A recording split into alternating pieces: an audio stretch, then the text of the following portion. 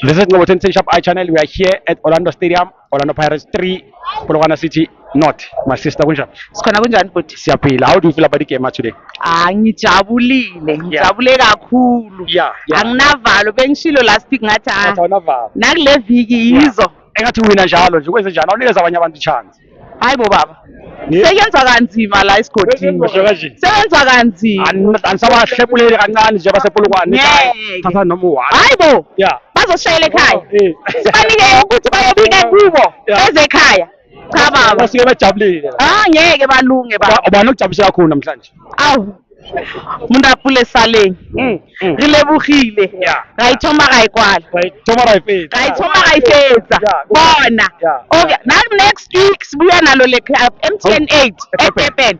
Siyalana kahle kamhlophe baba. Ngithatha nabo umndeni bami bayobona ukuthi yini lengijabulisayo. Beautiful. Manje nizobashaya ngoba isikole laba base Cape Town.